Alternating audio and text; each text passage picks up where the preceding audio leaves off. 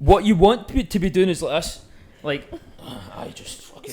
Why the demonstration? Not the demonstration. And kind of not arch your back or anything like. Do you know what I mean? Like just kind of. I love how Finley moved the camera to yours. Yeah, not be like.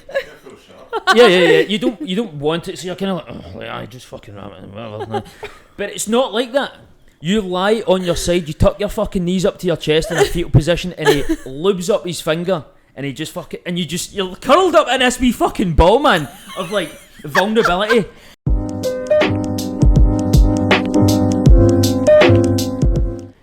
Leif, welcome back. Oh, sorry. You're obsessed with this podcast.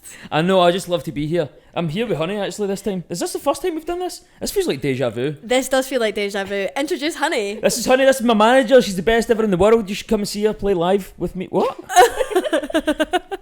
Yeah. Honey, introduce yourself. I'm Honey, and I run High Five Management, and I manage this little idiot. I'm Leif fucking Coffield. sweating, man. It's hot in here. How are you guys today? So good. Yeah, I'm great. I can't wait for this chat that we've got coming. Great combo we're gonna have with you. What kind of stuff do you think we'll talk about? Honestly, It's almost like I can see it. maybe a finger up the bum. Oh, that was. I mean, a bit cheeky, Gabby. Are we starting off there? Is that how we're we starting did? there. So, Yeah. so how did you guys meet? So we met at a 23rd Precinct networking night Yes. because you were. I was working with Scope Management at the time. So I used to work. My friends used to have a little like management company in Glasgow, and kind of just did like content, helped out with shows, makeup, whatever, just assisting like whatever. So I would just go along to these networking nights because Yeah, they were why good. not? Yeah. They were good. They still happen. So how old are you? I'm 22. So you've been doing this since you were 20 or earlier than that? I've been in the music industry since I was 16. 14. 14? Yeah, I've been 9 years now. How? So you were like you were working at the age of 14. Yeah, don't like tell people that. Yeah, but, like, that's it's like definitely probably illegal, but like no. Slave labour. Basically, right, there used to be this festival, a creative industries festival in Inverness called Expo North, and it was like my auntie's friend that was like running it, and she worked like. You're from Inverness? No. Oh right. Aberdeen. Aberdeen. Glasgow. Aberdeen. Yeah, let's just lie. Okay. Glasgow. What? Do you want to see the receipts? You want to see thy birth certificate? Yeah, so my mum was like, oh, you should start like kind of working now, because I was quite like wanting to do like more things and stuff. So basically I went to Inverness to like volunteer at this creative industries festival. I did that for like 4 years, and I kind of just like met loads of people. It's how I met the Scope Management people. Richie from the Samas, met him there. Like I met so many people. It used to be this amazing like music industry conference. Like people from Sony would go.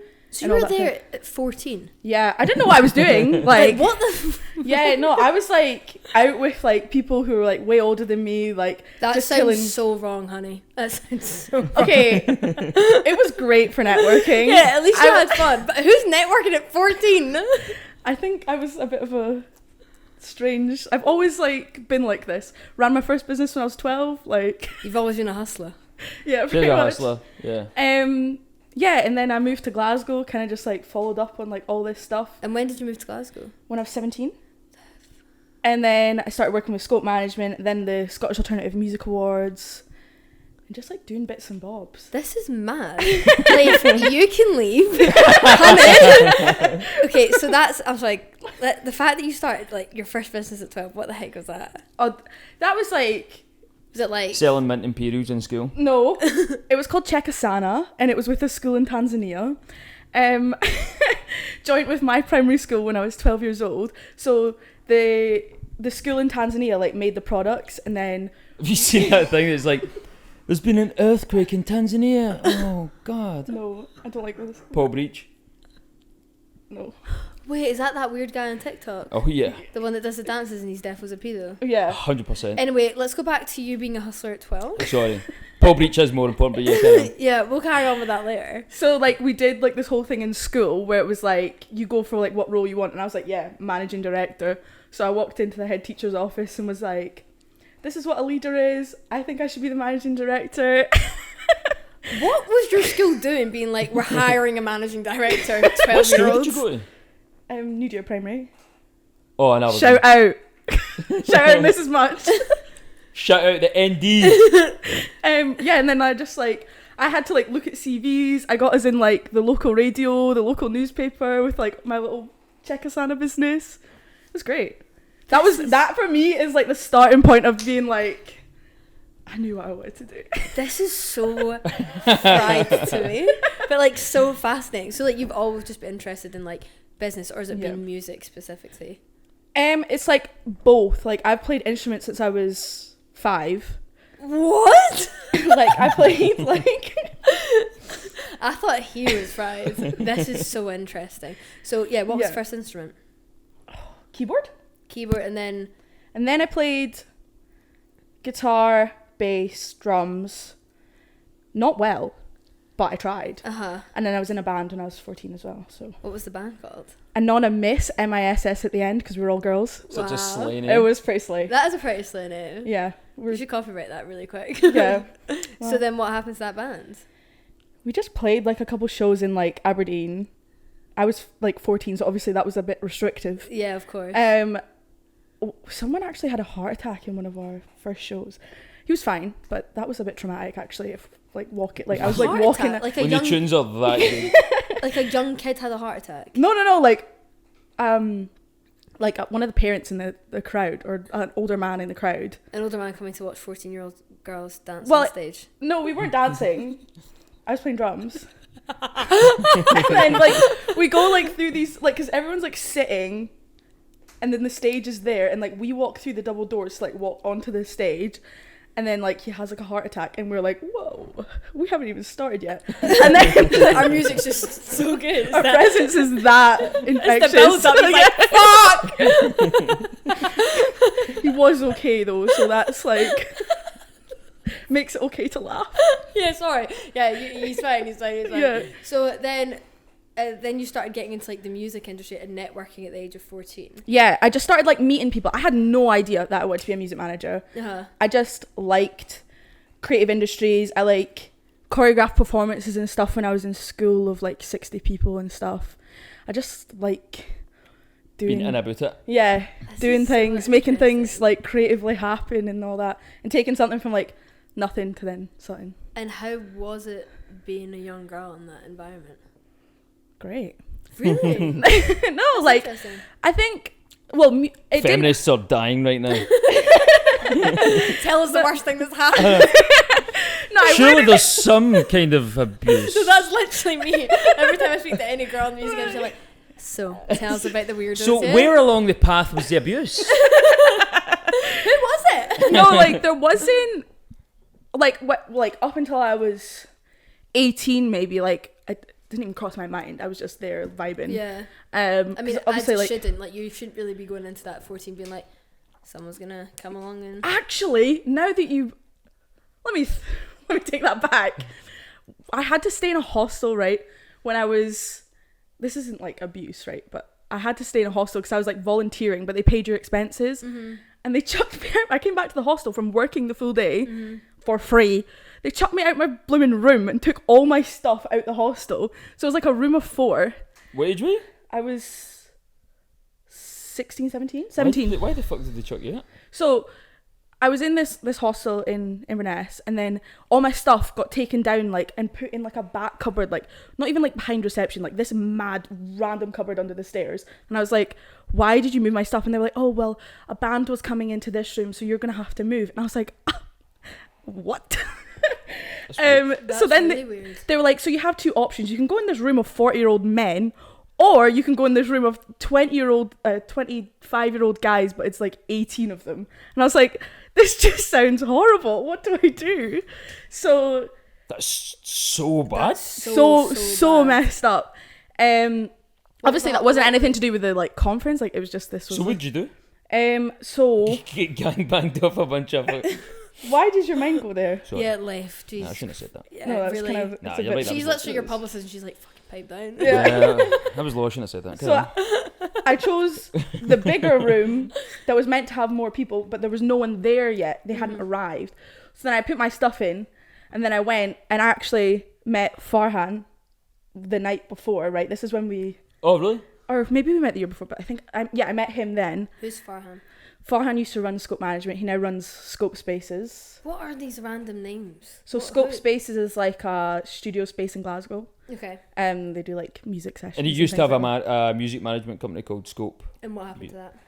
It just, he moved on to other things. He now like runs this studio space and stuff. But yeah, so I met him. He was like, oh, like, look, like if you need like another place, like we'll figure it out type thing. And then Farhan's good. He's really oh, nice guy. Just like, yeah, he's the it best. looks out for you a lot. Yeah, he's like been with me like from like the start for like anything. And we have like loads of like experiences together in the music scene, like going to London and stuff, like for the first time, and it was all good, and shooting music videos in London. But yeah, so turns out the rest of the people that were meant to move into this hostel thing, the big room, just didn't turn up, and it was only like me and one other person, so it was alright. The fact that they were gonna chuck you out though and put you like a young girl into a room of 40-year-old men. Yeah, that's or like strange. 18-year-old, 25-year-old. Also, what are a bunch of 40-year-old men doing in a fucking hostel, man? Yeah, like, that's really weird. Get a fucking hotel room. Apart from that, your experience has actually been really good. I mean, apparently you're always gonna like experience like misogyny. Yeah. But the fact that you've like started this at such a young age is insane to me. Like 14. I think I'm maybe like delusional. Like I kind of just like don't let it like get to me. Or do you know? You are very much like that. Like you don't. Where other people may have like, I don't know. It's like water off the duck's back to you, kind of. Yeah, like I'm not gonna let someone.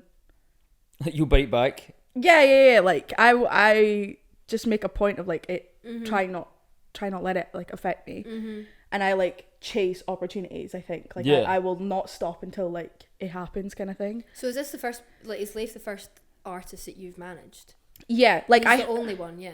Well, yeah, like in Scope, I kind of helped out on like Cleopatra. She was. I've heard of Cleopatra. Yeah, well, she's called Cleo now, but she was Cleopatra. Okay.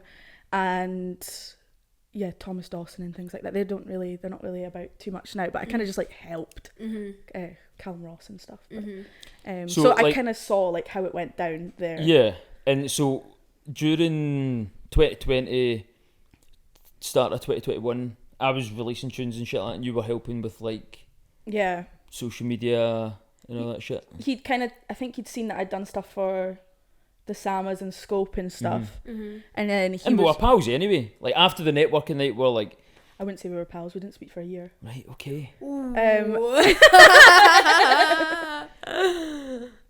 We became pals after that. Yeah. Aye. Okay.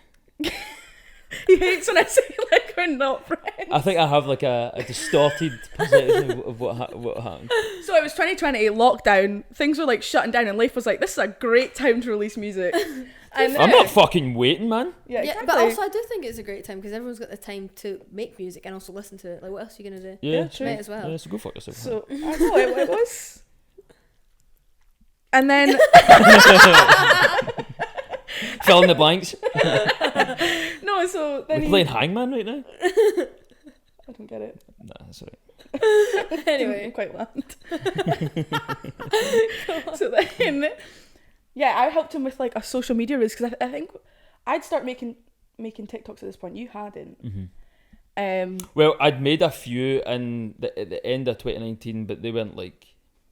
I think I got my first 500,000 then, and I was like, wow, I've made it. 500,000?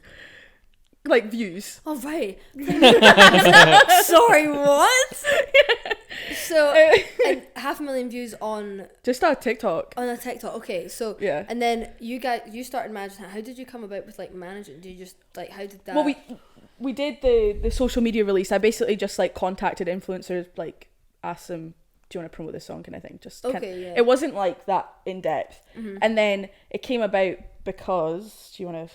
How you... Well, so I was working with another manager at the time, and then shit didn't work out, and I was like, well, I'm going to get Honey to do it, Oh, you decided. He had decided already. Oh, right, okay. I was like, well, because we were already working in like that kind of professional capacity. But what made her so good that you wanted her to be your manager? Because we work well together. Like Yeah. and we've both got like a solid vision of like where we see. Because I think like you can separate, as an artist, you can separate yourself from the brand. Mm-hmm. Do you know what I mean? You can see it like a business, which is what Yeah. I think you have to do, and we think we both kind of see it like that. Mm-hmm. So there was a kind of shared vision. So we were like, let's just fucking Yeah. do it. Do Like you know the first time that I met Leif, I would say in my eyes he's a completely different person to I know now. Like when the first day I met him, I thought he was a like nutter. Like I That genuinely doesn't thought surprise he me was. at all. I thought this guy was like wired to the moon. I was like, who is this guy and why is he like so pinging off all the walls? See, honestly, some of the stories that he's told me about like how he was before, I'm like, how are you still alive? I Oh, know. Literally, how are Yes. you still alive? so true. And then like we'd been meeting up more, I think, to do like TikToks and stuff. Yeah. Like yeah, we'd Oh, like started like dances together. yeah, basically.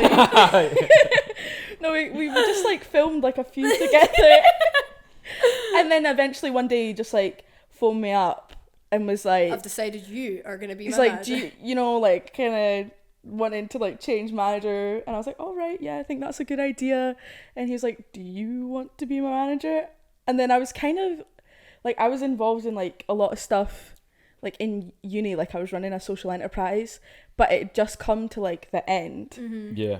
And then I was like, oh yeah, I like don't like I could do that. And then you I like saw that for him. You were like, you could make it, so I'm going to manage you. yeah, like I loved Leif's stuff and like the like music that he would like send me. He'd always be like sending me stuff, and I was like, it's so good and it's so the type of music that I would listen to. Okay, like at that time I was like, this is just it's great, and I could see the vision, and we're both so like headstrong, and you've both got such like a drive. Like you're so clear on what you want. Yeah. Like because you need like, I mean, it works both ways. Like you want, like you're managing them, so that you need to do your job, but you also need to do your job, as in like you know where you're going, you know what you want to like get out of everything. You do the music. You've got the personality. Do you know what I mean? And I feel like the management side is the side you don't see a lot of, and that goes for like a bunch of like I can't speak for other music managers, but there's so much that people don't see, but it's quite intense, isn't it? Yeah. Do you ever fall out? No, No, we actually don't. Not really. Like we like I'd say we maybe bicker like Yeah, occasionally. 100% we bicker like all the fucking time, but yeah, like brother and sister, but like it's not nothing like serious. It's never anything serious. No, like I that whole can't- time we've never really like had. I don't think we've ever had an argument. Ever. What do you bicker about? Oh, just bullshit, man. Like Honey's acting up or some shit. acting up. You gonna make me act up? Oh shit! Why are you putting that on me? Because I'm innocent. I can Okay, right. I can imagine you're a lot more annoying than her. I'm not gonna put it on me. Hey, No, but we bicker sometimes, but it's not like it's never anything major. But I feel like that's just because we're like best pals. And Yeah. so, see, like obviously, so what? It's been like 2 years now that you've been managing him. mm-hmm. And have you seen a difference with Honey than other managers that you've had in the past? Yeah, but there's a lot of kind of reasons why. Our communication is all the time. We talk all the time anyway. And we're both quite entrepreneurial. Other managers, you don't know if something's going to get done. We still have that problem sometimes. But like that's. I don't mean that in a bad way. I just mean like sometimes there's a lot to do. Yeah. And like if I get and I know that I can be like a fucking pain in the arse. So if I've got something in my head that I want like to do or want done, I'm like, it has to be done now. Yeah, so he's got raging ADHD, and like no like, shit. and yeah. So when he wants something done, it has to be done now. Like as in this instant. Why is it not already done the minute it's come out my mouth? Yeah. And I have to be like, whoa, there's a lot of things that need done. We need to prioritize here, and like sometimes I think we help each other to unscramble each other's brains when things are like just unravel it and like plan it. Also, it is just the two of us. Yeah, I was gonna ask about that too. How is it like just being the two of you? Like, do you wish that you had a bigger team, or are you happy with just the two?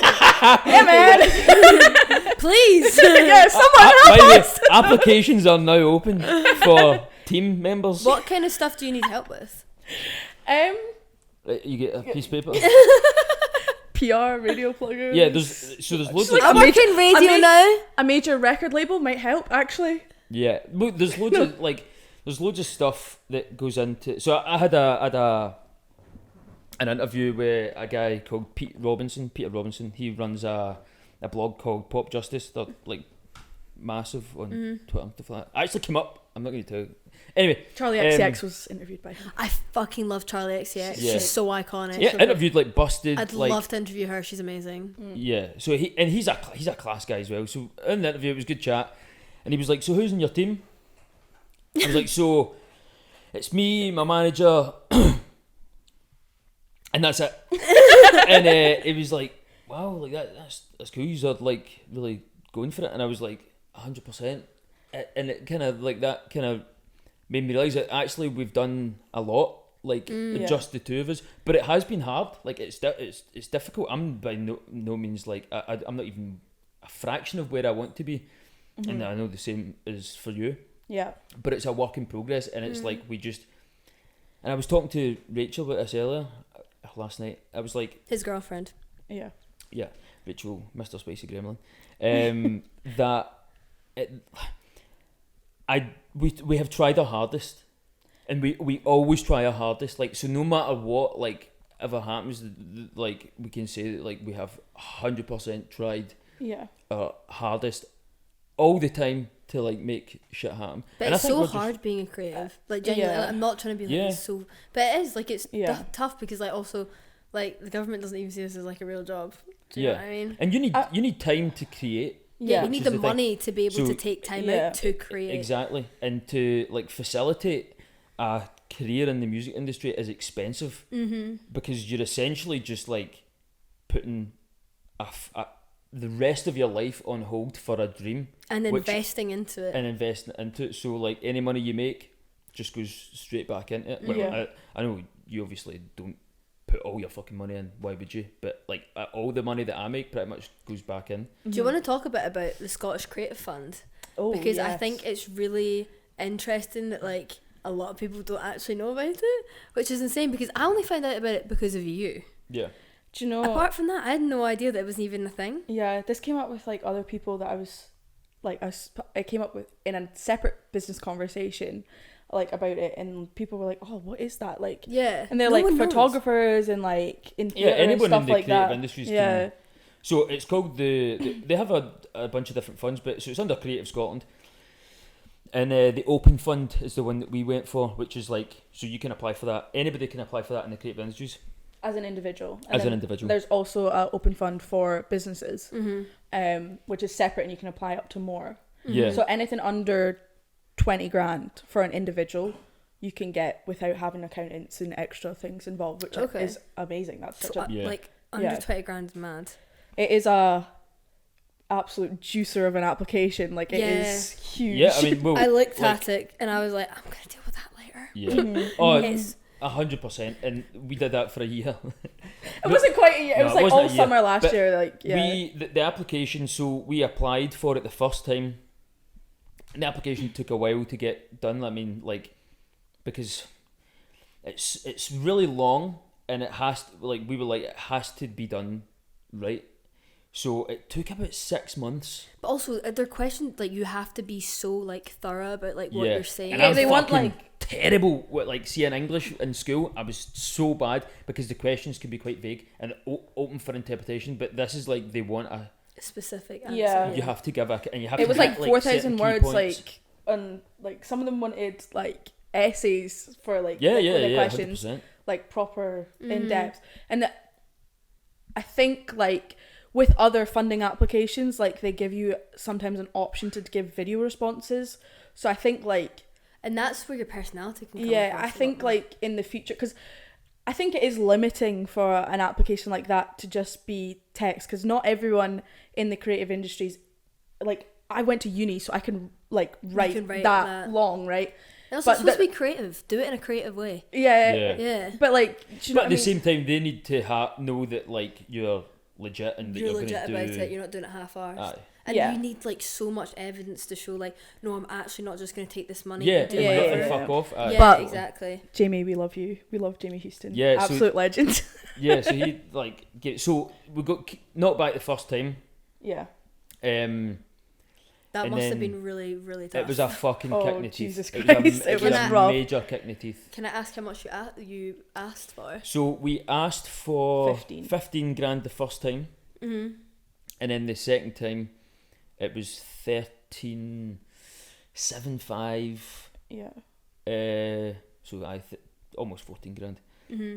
And we got that, and when we got it, I was like, oh, like thank fuck. Mm-hmm. But you know, it wasn't even like it's strange because I didn't feel like we had money. Like, never at any point felt like I had money, because it was to just go straight back into music. So it was just like, okay, this is for music. Mm-hmm. And it's went pretty I've still got the things money that like we've been able to do with that has been crazy. Like I've been down in London, we've been in Spotify Metropolis, like the ILMC for me was like pivotal, I think. And that's the importance of like these funds, because it enables artists to do, or like any creative to do these things that where you would otherwise be paying out your own pocket. You can now, you have that's what the fund is. And Scotland is encouraging creatives too, which is nice to know. However, no one knows about this, which I think is so mad. Which is it's almost quite good, because you have to look into it. If you're looking into funding, you're serious about what you're doing, so you'll find it if you're looking into funding. Yeah, so true. They do also say, like, they get, I think it's like 1.7 million a year. Oh, really? Yeah, from the National Lottery to like invest in creative. So like, yeah, it's lottery funded, isn't it? Yeah, so if people aren't applying to it and aren't using the money that they get given, they're gonna get given less. If that makes sense. What do you mean? So like, if they're getting given this money, okay, by the National Lottery, and they've got 1.7 million, and there's not enough people applying for it, so they only spend 500,000. That like they're just going to start giving them less money, because they're like, well, we're not spending. It's like with like council budgets and all that. Yeah. Do you know what I mean? Like, so they have to spend a certain amount. Yeah. Like, and what's the most you can ask for? 150. 150 grand. But that's like for business. like big businesses. Yeah. And also it's like, it's got to be for not profit driven activity as well. Oh, is it really? Yeah, like. Well, the full the full fund kit. Like, so you can't say in the application that you are. Like, because I put in about like t-shirts. Yeah, merch. Like, we can't use the money from merch and things like that. That's going to like generate income. Exactly. Yeah. Like, I know that like the SAMAs, for example, or like Pitch Scotland, they're like conferences in Glasgow. Like, they're funded by Creative Scotland and others. But they don't charge money for the tickets to go to those events. So see, the money, what are you using it for directly then? PR, radio, music video, playlisting, music videos, travelling about if we've got like studio sessions. Like did you spend money to come here? Did you use today £15 for the train? I drove. I actually drove. I parked outside. No way! Oh, lovely. I know. So you didn't waste any money, really? No. I mean, I think it's what, like it's 15 quid. Train. Here, well, petrol, diesel. Stunning. So none of that's coming out your refund. No, I'll just invoice you later. I'm kidding.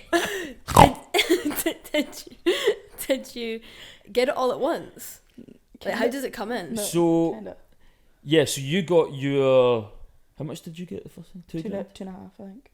Aye. Was it 2? I don't know. I can't remember. It was ages ago now. I know. That was January. We got that. So it just comes in monthly? No, get it all in the... No, so you get... So I got... We get like 80%, right? Yeah. 80%, and then we're meant to get another 20 at some point. When is that? I don't know, I'm Jamie. quite like that. Jamie Houston? So yeah, who's Jamie Houston? So Jamie works for Cape Scotland. So he's an absolute G. He's the one that goes through I've actually not even met him yet, which is fucked up. Well, he loves you, obviously. He thinks you're great. He's the one who like and he stopped doing the lizard tongue, man, but I can't help it. He's the one that goes through like all the applications, like all of them. He said he does about like 8 a week, and they're so massive, huge. Yeah. And yeah, he has to like take it to a board and then say why they should or shouldn't get the money. How did you get in contact with him? Just met him. Fire him Where my did way. you meet the first time? Way. I think I've always seen him at like different events and stuff. I think the Right. Samas probably, and then or Pitch or I don't know. There's like, you know, events, places resonate. I don't know.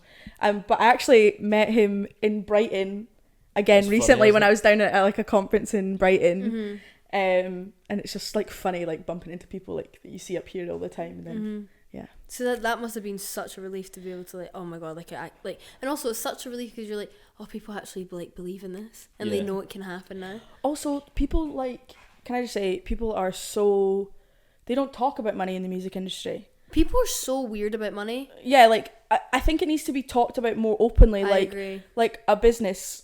Do you know what I mean? Like it's almost like taboo to say that things cost money in the music industry or that you need paid for your work. Like, how else are you gonna live? How else are you gonna expand your career? So like, expensive, man. Yeah. Like, there's this PR company that are brilliant, man, and we really wanted to work with them.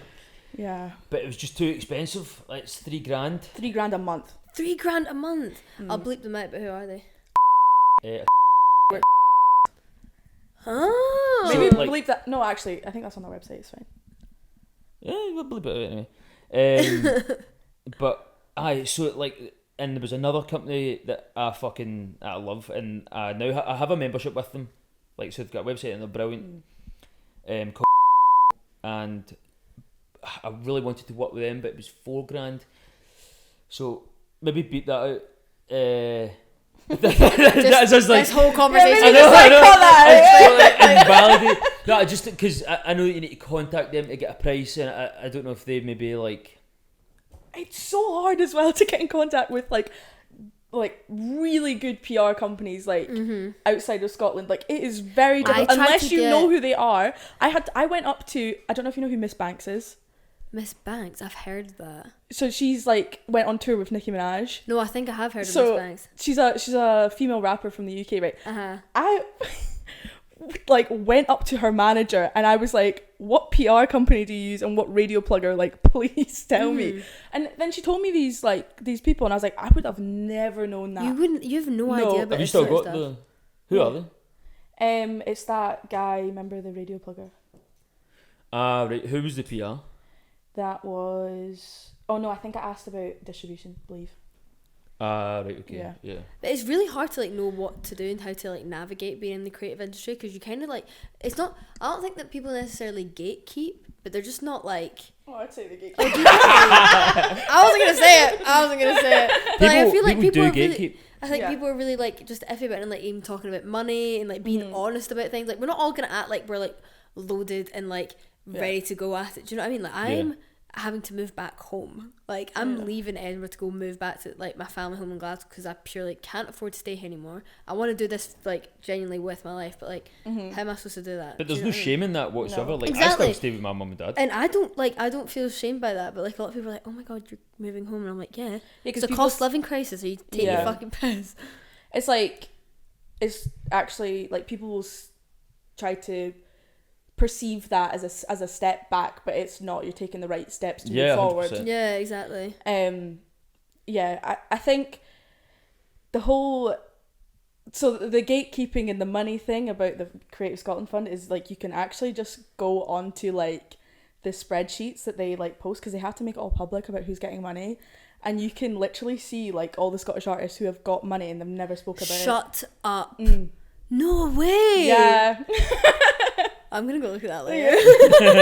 Or just like businesses and stuff as well, like creative businesses. It's interesting. I'm not saying like it's a bad thing. Like, no one's making you talk about it, but like, it's good to talk about. Yeah, no, of course it is. I think a lot of other people that like I've spoken to, like artists wise, like they've all been great. I've been really lucky. I've had great guests on things, but like I always ask about money, because like, I'm an interviewer, I need to know. Like, this is the kind of stuff I need to be asking. And also, we're all fucking skint, man. Like, you want to know how skint everyone else is. And I also think, like, in our generation, like, why aren't we talking about this sort of stuff? It's, like, such, like, an old, traditional, like, way of, like, thinking to be like, we don't talk about money. So I'm like, how much money do you make? Do you mind if I ask? Yeah, it's not like you're asking to see your, like, bank account. You're just I'm not asking, asking like, to see, like, your sort code and account number. Like, I'm just here to, like, ask you, how much do you make? And they're always like, oh, and I'm like, just fucking tell me. Like, just tell me. And I can tell you right now, like, people that want to, if they're like content creators, the money is in YouTube.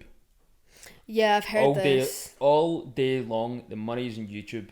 YouTube Shorts are fucking funding cunts. Like, could you that's a lot just of looking at Finlay out the corner of my eye, I'm like, it's time to go and do more YouTube Shorts. Well, Rachel is like, she's doing pretty good, man, and that's all coming. He's about to reveal his girlfriend's bank account. So she's made this much money. So Rachel's PIN number. No, but like her income is YouTube. Okay, That's she gets so like agency work mad. from like TikTok. I'm sure she won't mind me saying this, but But TikTok apparently is so bad for paying creators. The creative fund's shite. Yeah, I've heard I about got like 1 million views, you get like 20 quid. What? Yeah, I make 20 quid a month from TikTok creative fund. That's mad. Yeah. But people are so obsessed with it. Yeah, but it is crazy though, because like, remember, like, I think YouTube's like still a thing, but not as big as a thing as it used to be. Like, do you remember how huge YouTube was when like everyone like was Zoella era? Yeah, See, it's just I not still as big use anymore. YouTube Yeah, you still more you than still do. any other, like, it's like Instagram, YouTube, and Do you think you like, so you upload more like YouTube Shorts than No, I just look on YouTube. Oh, you more. look. Yeah, at like it. I'm more of a YouTuber than a Netflixer. Really? Yeah. So maybe it's making more of a comeback now. Well, I've just always been. Really? Yeah. 'Cause I feel like it died out for a bit, and then it's like starting to like. I think the style of video probably changed, like, in like obviously the prevalence of TikTok now, like, but YouTube is where the money is at. It's always been where the money's at. And again, people just don't know these sorts of things. Yeah. I'm going to go back a wee bit before we keep chatting about money and we get distracted. But I wanted to ask what your thoughts were on the Scottish music industry, honey. I would say it's definitely still up and coming. And there is less of a structure in the Scottish music industry. I think since seeing it from when I was very young to now, it used to just be Glasgow, whereas like, well, it's a bit of a sweeping statement, but it used to be more prevalent in Glasgow, but now we're seeing like a lot more artists coming from like Aberdeen and Edinburgh and elsewhere. But they often come to Glasgow. They do still often come to Glasgow, you know, because things like King Tut's and things like that is quite like, I guess, reputable to. Yeah, there's more of a scene in Glasgow. Yeah. However, it's still up and coming, and it's kind of difficult. Like, for example, in say the past 6 months, I would say your career's gone quite well just from networking outside of Scotland, heavily. And it's doing the right networking, and I've gone to all the networking events in Scotland. How do you get into that? Into a networking event? Yeah, like how do your research. Like, honestly, like, you need to like actively seek it out. No one's gonna hand you something and be like, this, like, we want you here. Yeah, we want you here. Like, this person, blah blah blah. Especially if you like your career's in its infancy, like it is for us. Yeah. Nobody's going to reach out unless you're already established. Nobody's going to reach out. Yeah. Like, even going to, so when I go to conferences and things in England, like, I will look up the directory and I will research the people that I think are interesting and email them before I go to like try and meet them at the conference, because that's how you actually make connections with people. You're not going to meet anyone sitting in the hall like listening. Yeah, you might learn a thing or two, but it's not where you actually do the networking. But yeah, so I think there's no major record labels sort of in Scotland. Yeah, but also the quality of talent coming out of Scotland isn't exactly at the point where a major record label would be interested in coming to Scotland. Do you think that the talent's just not that great? But it's same as like the fashion industry. It's all kind of in London. I disagree though, because I think there's so much talent in Scotland, but it's just that like we don't have, like, if you want to make it happen, you have to go to London. You have to like, but the talent's, there's so much talent in Scotland. Yeah, I agree. There's so much talent, but like but like volume, because obviously we're a smaller country. Yeah, of course. Do you know what I mean? Like, I can think of maybe like 10 artists right now that are like so good and deserve so much more than what they're currently getting. Yeah, 100%. But it's because they're in Scotland. Yeah. Does that not make you quite sad though? No, but I see it as an opportunity, to be honest, because, well, Leif is my, like, of my interest, and I can kind of like use. I kind of just want to use it to my advantage instead of just seeing it as like a disadvantage that, you know, we're making the effort to like go out and like speak to these people. And also, it looks really good for other people, like in the industry. If you're like, so like when we went down to Spotify, Maya, who was the engineer that we worked with, he was like, so where are you guys staying in London? And we were like, so we actually came down from Glasgow today for this, and he was like, what the fuck? Like, so literally. It looks really good for these people, because we're making the fucking effort. Yeah, do you know of what I mean? course. It's like we care about it. And because Scotland's so small, it's making you, I don't know how to word this, but more like you said, there's like a lot more opportunity to like become big, because there's not like the talent pool's less. Yeah, exactly. And also like everyone, like if you were to come out of Scotland, everyone's gonna back you. Like how much everyone backs Lewis Capaldi. Do you know what I mean? Even if you don't like really like his music that much, you're still gonna be like, oh, Lewis Capaldi. But even you look at like Joseph. Did you see that? Elton John was like talking about Joseph's music. Stop. Insane. Yeah, like Joseph's like, everyone loves Joseph. Yeah, I mean, you knew him. Well, you know him, don't you? Yeah. And like, yeah, of course I know Joseph. So in the same college class, so by proxy, he's gonna be successful, basically. Yeah, well, of course. Like, I mean, but that's just like it's just mad, that year, isn't that it? year of college class was just like a success year. Like you said, like because the talent pool is so small, it like kind of like makes it easy, and it doesn't make it. No, it makes it harder because people in, like, when you say you're from Scotland, sometimes in London they're like, well, why aren't you in London? Like, I've literally had someone being like, have you ever thought about moving to London? And I was like, well, obviously, like, it's just not the right time. And right also, now. Do they realise how expensive it is? I know. Jesus Christ. Would you think about like moving soon? No, not right now. But do you think that's the next step? The situation would have to be right. There'd be no point in moving down without any kind of like clear objective of like, because anybody can move down. It would be different if he needed to like always be in studios and like have other people making his music, but he doesn't. Like, he's the full product. He can like, he's a producer, songwriter, singer, does everything. Do you know what I mean? He does it all himself. He's basically making like Radio 1 chart toppers from a farm right now, which I think is kind of iconic. It's a pretty nice farm, let's be real. It's still a farm nonetheless. Yeah, in the sticks. That is a flex though. That'll be your little. Was it like a wee little PR spin? The PR, when you come out with a big one day, like, I started out in the sticks of EK, and here in a caravan. It used to be in a caravan. Or like I remember you telling me about that. Yeah. Well, you used to stay in a caravan. It was so fucking horrible, man. I didn't know if you'd make it through the winter. I felt like an old woman, man. Scared for the winter. So honestly, wake up fucking seasick, man, because like the fucking caravan would be moving that fucking much in the wind. Honestly, wake up with fucking crows dancing in the fucking, like, honestly. It featured in our the latest music video. But I did actually. But now you so you were making music in there, and now you make music at home, like in your home. You've got like a home. Yeah, I've been in the house now for like 6 years. Makes you sound hopeless. So what's the next big thing? What's happening now? So the EP, the next tune that comes out is called Fire It Up. Yeah.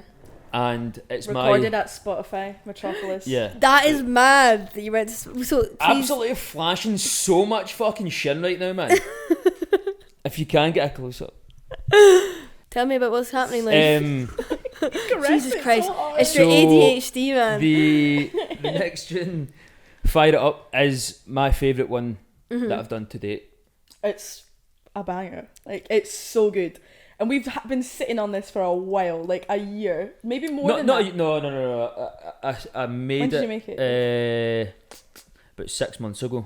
No. Yeah. No. Yeah. I think you had the like. I had the idea a year ago. Yeah, like the beat. Yeah. Yeah, like it's you're been. Right. Yeah, you're right. Okay. Time flies when you're doing fuck all. But it's my fucking favourite one, man, and like. Yeah, I'm most proud of this one because I just think it fucking, and not in a vain way, but I think it slaps. It's you need to believe in it. I think no, right? Can I? So let me just do the selling. So it's very good, and I kind of thought this is a very good track. Mm-hmm. How about we try go to Spotify with this track and record? So I pitched it to Spotify and was like, "Hey, can we come use your studio?" And they were like, I obviously wasn't expecting a reply. I was like, I remember messaging him being like, oh, so I just like submitted your track to Spotify. Like, I thought I might as well try. And then they were like, yep, so you're booked in for the studio session in a month's time. And I was like, oh, no way. That's wild. Yeah, and they only have 5 like across the world, and like 4 of them are in America. So I was like, oh, that's. And they only do it once a week. I think they've done it more now, but yeah, it was like one like guest That's session literally insane. a week. Yeah, it was. That just shows that honestly, just like getting in contact with whoever might actually work. Yeah, no, 100%. Like we've got the sound engineer as well. Like you could request a sound engineer if you wanted to like work with one, and we did, and we're so glad that we did because Meyer is just like he's just the best. Like he was so sick, and then like he was so like shy, like not shy, but like he was just to himself like for the first while in the studio session. He probably thought that we wanted to kind of just like have our own session, and that he would just help whenever. But I was like, are you gonna like be here? He was like, no, I don't have to be here. I can. Yeah, French. That was like accent. That was actually really good. I feel like his accent wasn't that strong, but. Are you fucking having a jest, man? That like was absolutely spot on. Right, okay. But so he was like, I don't have to be here. I can. And I was like, no, like I would love you to be like to produce the session if you want. He was like, yes, of course I can. And how was that? That was good. Thank you very much. Yeah, carry on. Merci beaucoup. So then we like did the session, and it was fucking. It was amazing, man. Yeah, we like showed him like Leif's previous stuff as well. Like there was just like a moment in the session where like, oh yeah, this is like what he's been releasing before. Because he like, it takes a minute to like actually like click on to like what it is that he's trying to do. And he was like, so are like record labels like not in contact with you? Like how are they not like wanting to talk to you right now? Kind of thing. Like how are they not all over you? And I was like, oh, thank God someone said it.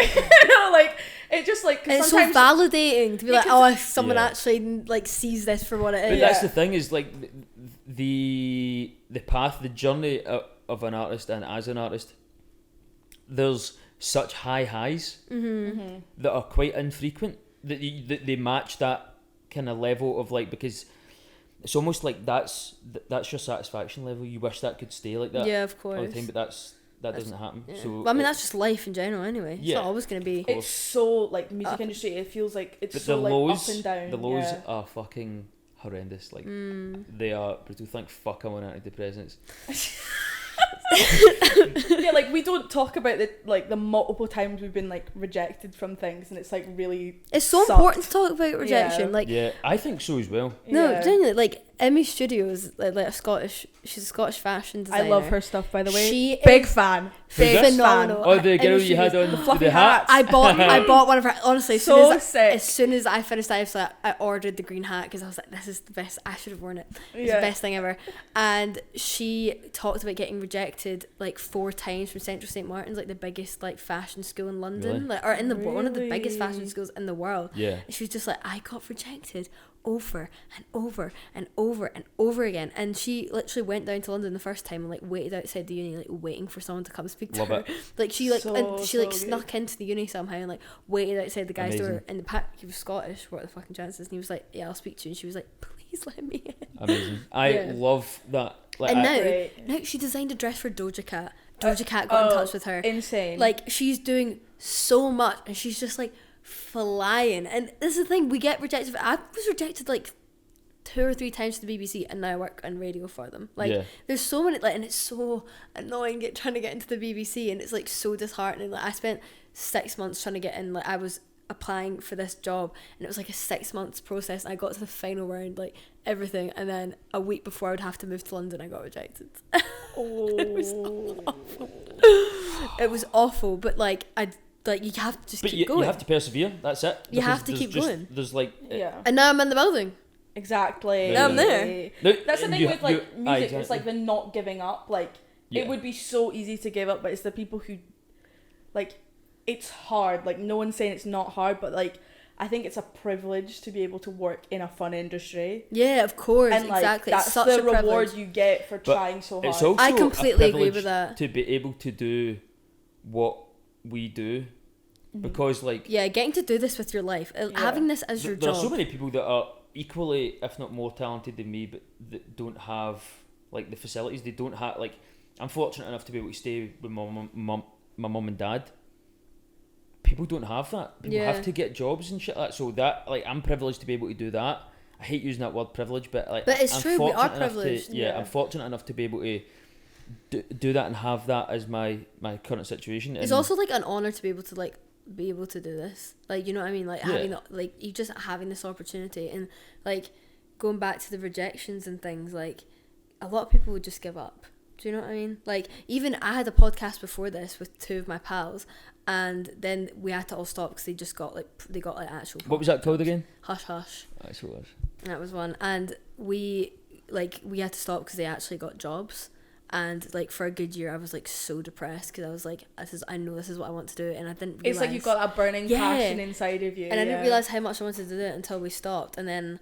Like and it's so easy when you do it with other people, do you know what I mean? And then you like when you go like solo, you're like, oh my god, like I'm actually like fully. But I think it's amazing that you did that. And I think it's amazing that you're like.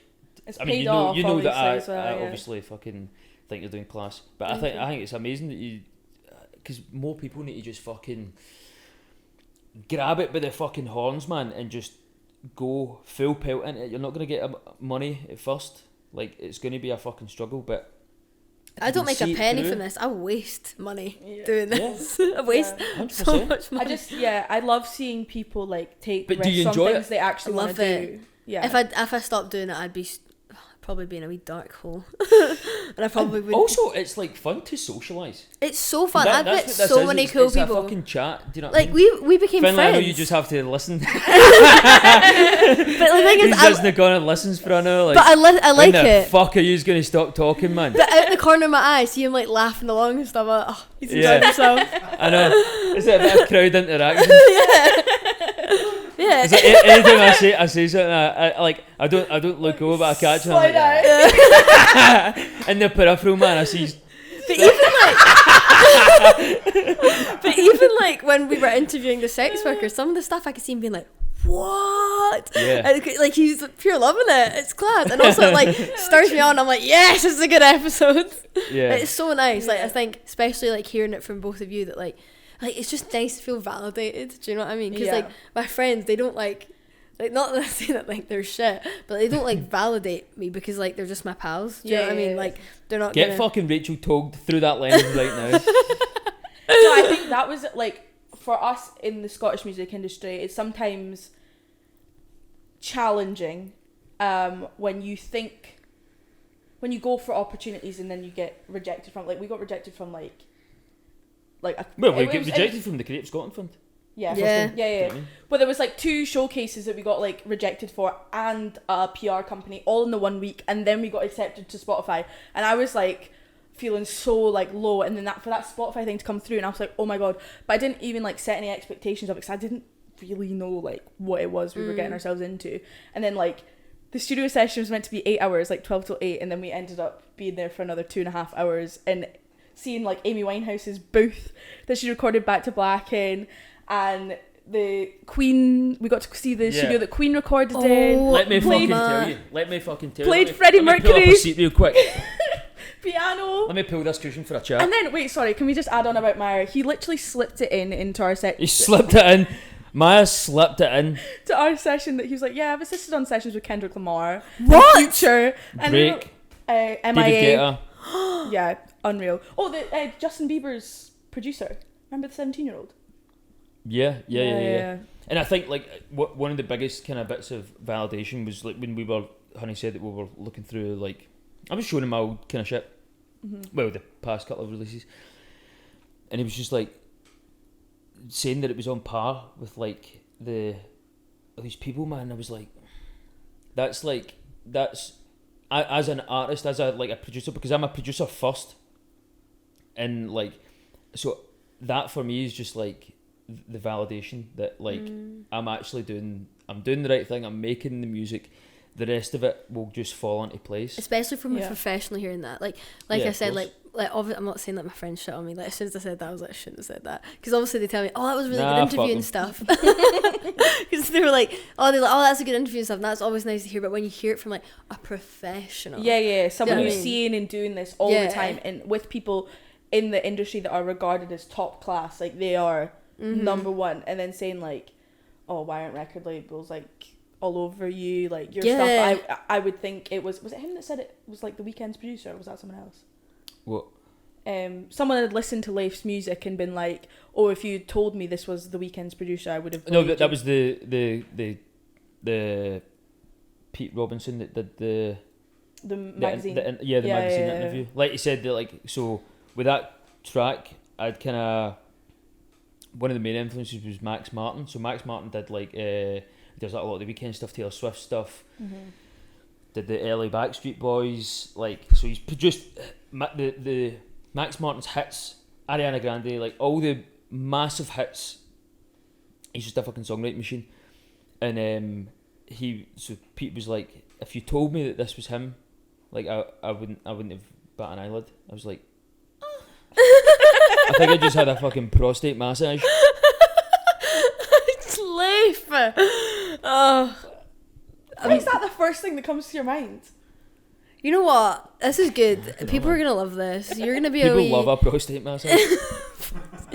Let me tell you, by the way, I one time went for I don't like where this is going. I went for a prostate exam, which is important. Yeah, there was fuck all wrong with me. I just wanted to put my finger up my arse. I went for a prostate exam, and so see, that is the most emasculating thing. Like, because it's important. It's important. It's important. We should all doing it. There's no masculine way that you can get a finger up your arse in a doctor's, but and I'll tell you why. What you want to be doing is like this, like, I just fucking. Why the demonstration? Not the demonstration. And kind of not arch your back or anything like that. Do you know what I mean? Like, just kind of. I love how Finley moved the camera to your eyes. Yeah, not be like. Yeah. You don't want it, so you're kind of like, I just fucking ram it.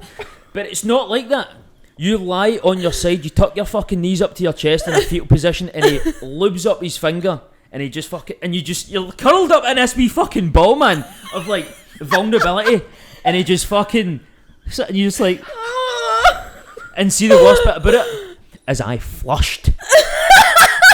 I went red, man, because this cunt had his fucking. He's just going for it, man. Like, that was obviously a natural segue from what we were talking about before. Well, I just of had course. And I'm going to naturally segue into tell me about the show that you got coming up. But it's like back to this. Like, your manager's telling you back on track. Do I say thanks? Thanks for that, Doc. Can I at least get your number? Like, I feel like we've been through a lot together. But aye. So what were you saying? I don't know whether you're a PR nightmare or a PR dream, to be honest. I'm a PR. He makes my life hell. I think we need to get off the subject of wet dreams and stuff like that. Anyway, your show. Let's announce your show. Let's announce the show. Why did you not cheer? Hey, Finley? Hey, all together! Yeah! Expect that and more on the 1st of September at King Tut's. Yay! Yeah, so it's I will be back in Glasgow. When are the tickets coming in?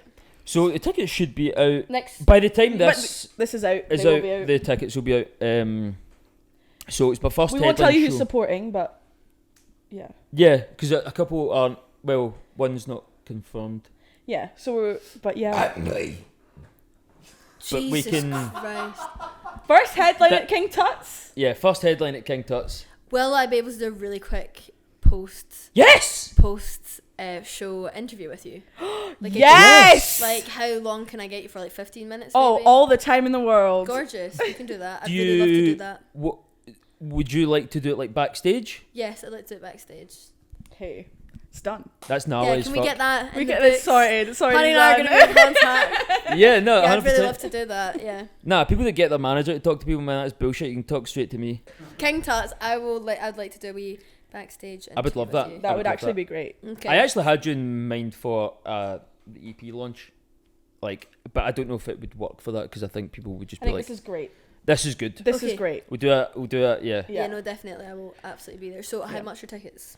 They will be £10. 10. Stunning. Yeah. Please buy them. Of course, I will be buying one, and then I'll also be backstage. I'm excited to go backstage. Yeah, we want to sell this shit out.